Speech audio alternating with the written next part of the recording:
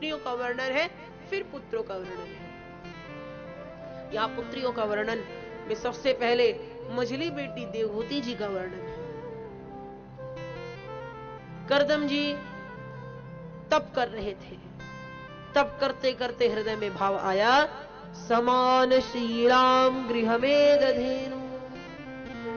मुझे अब गृहस्थ धर्म का भी आनंद ले लेना चाहिए। मेरी जैसी एक सुंदर सुशील पत्नी हमको मिल जाए तो हमको भी आनंद का अनुभव हो, हम भी गृहस्थ धर्म का आनंद ले सके। जो करदम जी के हृदय में ऐसा भाव आया, प्रभु समझ गए और दर्शन देकर बोले, विदित्वा तव चैत्यम में सुरैव समयोजितात। विदित्वा तव चैत्यम में सुरैव समयोजितात। आपके चैत्य, चैत्य अर्थात आपके भाव को समझकर, यदर्थमात्मनीयैवैस्त्वय्यहं समर्चिता, स्त्वय्यहं समर्चिता। यदर्थमात्मनीयैवैस्त्वय्यहं समर्चिता, सानिधनि सा। आपके चैत्य को, आपके विचार को हमने समझ लिया, तब जाकर हम आपका विवाह मनु महाराज की मझली बेटी देवहूति से पक्का कर कर आए। करदम जी सोच रहे हैं, वहां महाराज हमने तो सोचा ही और आप शादी की बात भी कर कर आ गए। धन्य हो प्रभु, धन्य हो। किंतु ध्यान से सुनिए, सचेह विप्रराजर्षि वहिष्याश्रुत रूपया आयास्यति दिदृक्षु स्वाम परशो धर्म को विद। सचेह विप्रराजर्षि, वो विप्रराजर्षि मनु महाराज अपनी पत्नी शत्रुपा जी के साथ एवं अपनी पुत्री देवहूति के साथ आपके यहाँ विवाह पक्का करने आएंगे। तब भैया शॉल ओढ़कर बेवकूफ की तरह मत बैठ जाना, थोड़े ढंग से बैठना, ताकि और विवाह की बात रखेंगे तो बात मान भी लेना, ऐसे ही मत करना। ठीक है प्रभु, जैसी आज्ञा। किंतु एक बात ये भी ध्यान रखना, सहं स्वांश कलया तद्वीर्येण मामुने तव क्षेत्रे देवहूत्यां प्रणेष्ये तत्त्वसंहितां। तव क्षेत्रे देवहूत्यां प्रणेष्ये तत्त्वसंहितां। मैं आपके पुत्र के रूप में अवतार लूंगा और सांख्य शास्त्र का विस्तार करूंगा, इस बात को सदा स्मरण रखिएगा। देवहूति जी से विवाह बात पक्की हो गई, विवाह हो गया। विवाह होने के पश्चात करदम जी तो लग गए समाधि में। विवाह के समय एक शर्त रखी गई थी कि एक संतान होते ही भाग जाऊंगा। करदम जी की शर्त को देवहूति जी ने मान लिया था, लेकिन संतान हो तभी तो ये भागेंगे, ये तो भी समाधि में बैठे। एक दिन करदम जी के नेत्र खुले तो सामने एक वृद्धा को देखा। कहा, देवी आप कौन? देवहूति जी ने कहा, स्वामी हमको भूल गए, हम आपकी पत्नी देवहूति, आज से कुछ वर्षों पहले आपका हमारा विवाह हुआ था।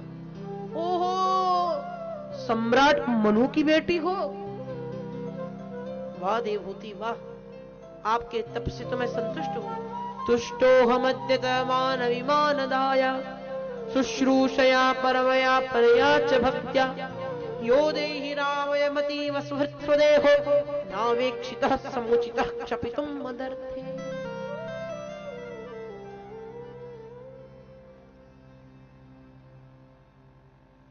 कहते हैं कि देवहूति, तुमने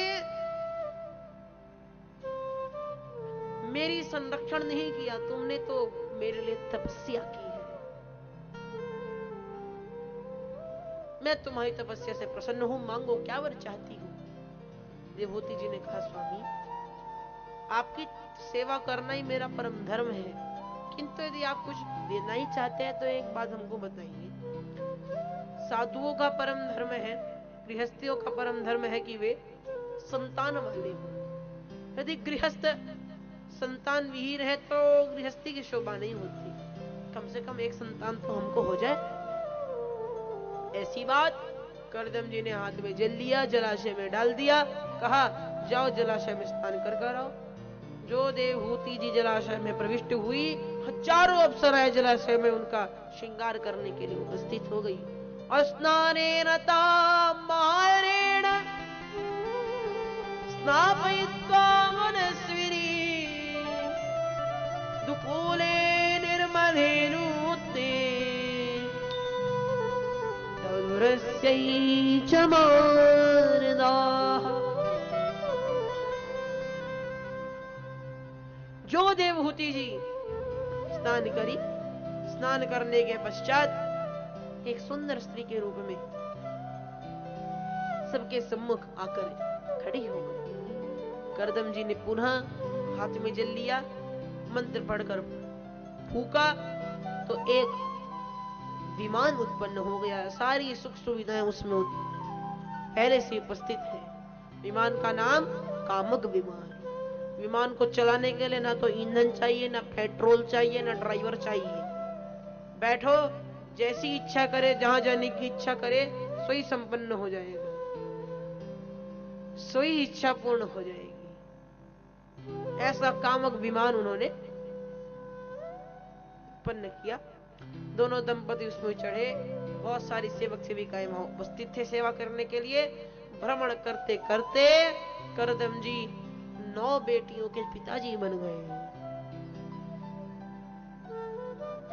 करदम जी महाराज सोचते हैं, भैया हमने तो कहा था एक संतान होते ही भाग जाऊंगा, यहाँ तो 9 हो गई। अब इनकी शादी करानी पड़ेगी।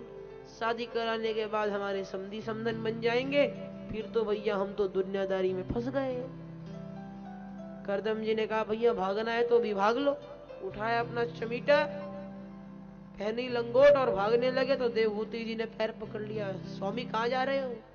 करदम जी ने कहा, देवी जी शर्त याद करो, हमने कहा था एक पुत्र हो जाएगा तो हम भाग जाएंगे।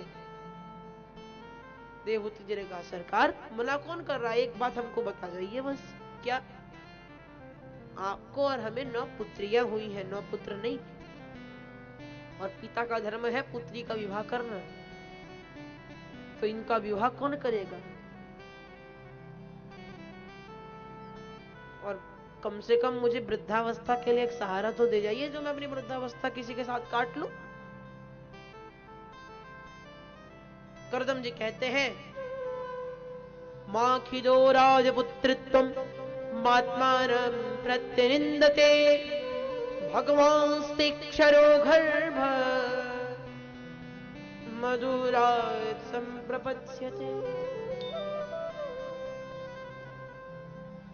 हे राजपुत्री माखिद, राजपुत्री आप चिंता मत करिए।